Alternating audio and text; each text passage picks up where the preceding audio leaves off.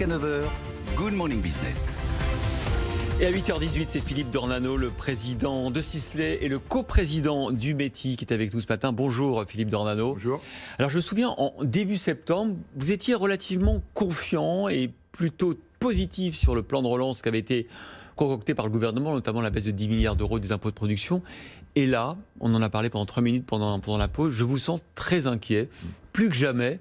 Vous dites c'est peut-être la crise de trop pour l'industrie française, en tout cas son réseau d'entreprises de taille intermédiaire. Mais je crois que la première réaction des pouvoirs publics face à la crise, la réaction immédiate, le chômage partiel, les PGE, le soutien aussi à l'assurance crédit ont été assez déterminants. Bien plus, je pense qu'on a été beaucoup plus réactifs que pendant la crise de 2009. Ça a permis de passer un premier cap. Le plan de relance annoncé, et notamment sa dimension baisse de taxes de production, c'était la première fois qu'on adresse le sujet de l'écosystème français et qu'on prend pour une mesure, alors certes qui n'est peut-être pas suffisante, mais qui est significative et surtout dont on va pouvoir mesurer les effets en baissant de 10 milliards par an les taxes de production.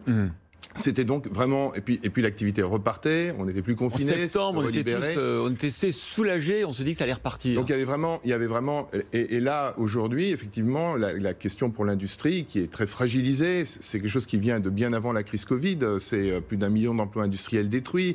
La France, c'est la moitié de la part de l'industrie, à la moitié de la part dans le PIB de l'Allemagne. On est à 10%. Donc on est à une situation qui est totalement inacceptable et incompréhensible pour un pays comme la France, avec des ingénieurs, avec des inventeurs, avec un pays qui est particulièrement bien placé dans l'Union européenne. Il y a donc une situation qui est difficile, et c'est vrai, ce deuxième confinement, cet impact sur l'activité industrielle, la question c'est vraiment est-ce que c'est pas la crise de trop ?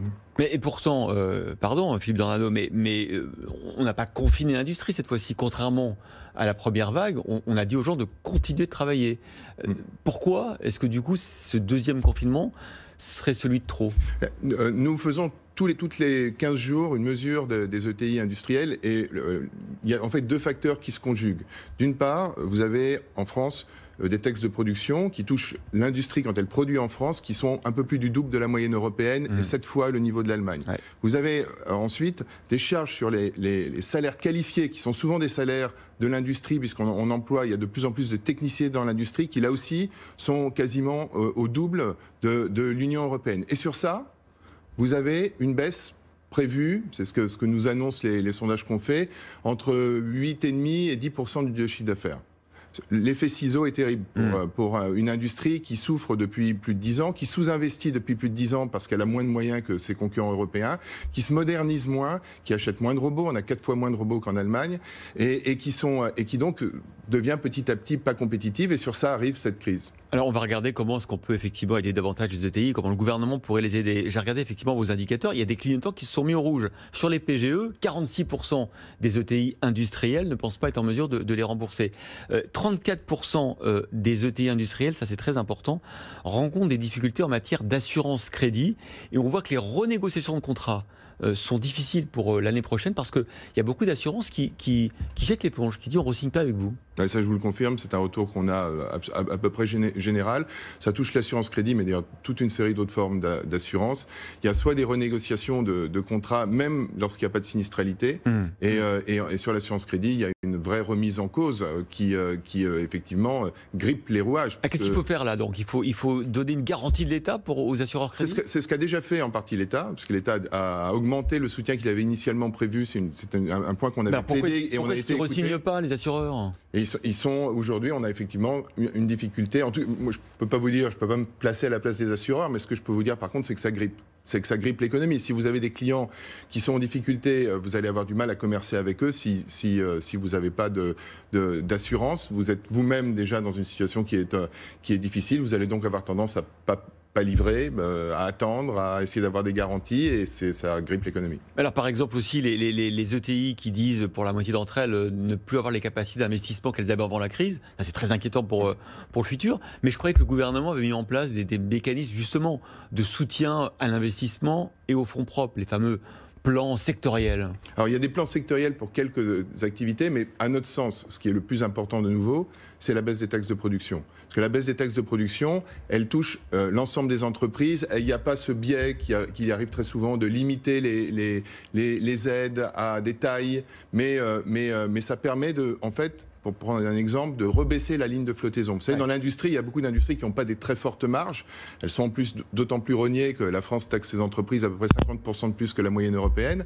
Et donc, là, vous vous retrouvez avec cette crise, vous avez des baisses de chiffre d'affaires. Donc, baisser les taxes de production, c'est absolument vital. Je vais vous prendre un exemple qui est très parlant. On a beaucoup parlé de Bridgestone. Ouais. Bridgestone, ils ont 5 millions de pertes, ils ferment leur site en France, ils payent 7 millions d'euros de taxes de production. Ah, ça, oui, on voit bien qu'en plus c'est un impôt qui touche directement le chiffre d'affaires, donc qui baisse 1-2%. Oui, ça vous l'avez dit, c'est très important et ça il faut vraiment le comprendre. C'est un impôt qui touche l'entreprise, qu'elle fasse des bénéfices ou pas. C'est ça ce qui en période de crise est absolument dramatique. Alors le paradoxe, c'est qu'à votre place, à 7h20, j'avais Laurent Bach, le professeur à l'ESSEC et directeur du pôle entreprise de l'Institut des politiques publiques, qui nous disait le plan de relance du gouvernement, ils ont tout faux, il fallait pas baisser les impôts de production, c'est pas l'urgence, ça va bénéficier aux grands groupes qui en ont moins besoin. Alors là, il y a une réponse qui est très simple, c'est 1900 ETI industriels payent 55% des taxes de production. Donc déjà, et ça c'est donc vous renvoyez les économistes à leurs chères études. Oui, alors là c'est vraiment les ETI qui produisent en France, c'est vraiment, il faut bien le comprendre, c'est des douanes à l'envers.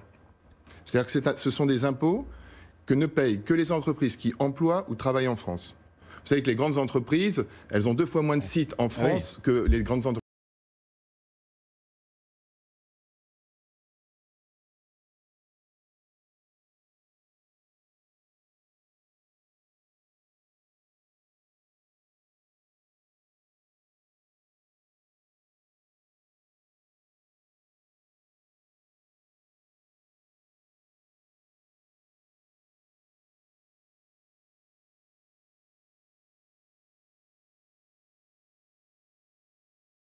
Juste pour bien avoir en tête, l'impôt sur les sociétés, une fois que ce sera corrigé du CICE, c'est 35 milliards.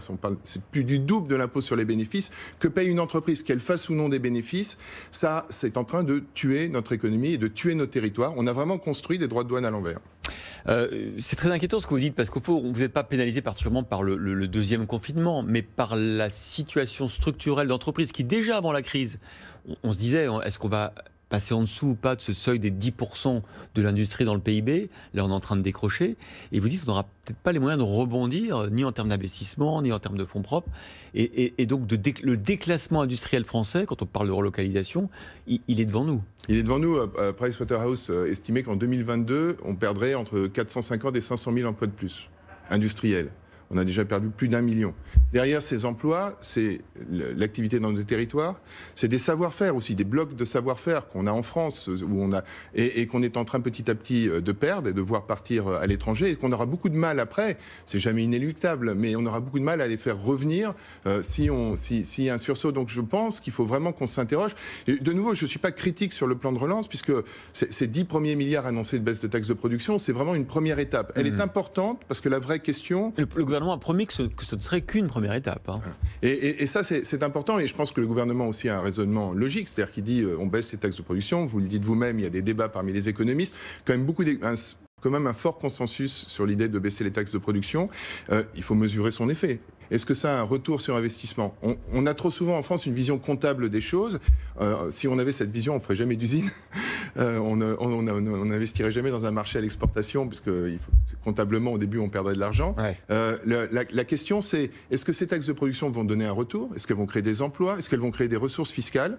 Et nous sommes convaincus que oui. Nous avons fait une première étude avec Asterès et Nicolas Bouzou qui confirme le retour sur investissement au bout de 2 ans. Nous sommes en train de travailler avec d'autres instituts pour faire d'autres études dans ce sens que j'espère on aura l'occasion de vous présenter. Je pense qu'en tout cas la question est là. Est-ce qu'on aura, en baissant les taxes de production, un retour sur investissement ? Pour la première fois, le gouvernement s'attaque à ce sujet d'une manière substantielle, même si elle n'est pas à notre sens encore suffisante. Encore une question, je vous fais changer de casquette. Président de Sisley, comment va votre entreprise ? On est en train de vivre avec l'aéronautique qui s'effondre. Les cosmétiques, c'est la première industrie exportatrice française. Alors nous, on a une chance d'avoir à la fois une marque mondiale avec la cosmétique qui a été construite par toute une série de grands créateurs qui ont fait de la cosmétique française la référence mondiale. On est très challengé, il n'y a jamais aucune situation acquise dans aucun métier, dans l'entreprise, mais on est une marque mondiale et on a un deuxième avantage, c'est que on vend dans le monde entier nos produits et donc on est moins touché dans les zones où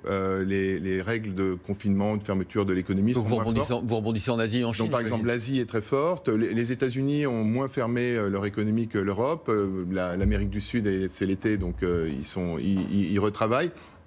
On est donc touché en Europe, mais moins touché que peuvent l'être le tourisme, l'aéronautique ou les commerçants dont la situation est dramatique. Votre chiffre d'affaires va progresser comment cette année ? Il va baisser, mais je pense qu'on arrivera... Alors, avec le reconfinement, on est de nouveau fermé dans un certain nombre de pays européens. On espère faire entre -6 et -8. Merci infiniment Philippe Giordano, président de Sisley, coprésident du METI, d'avoir été notre invité ce matin dans Good Morning Business.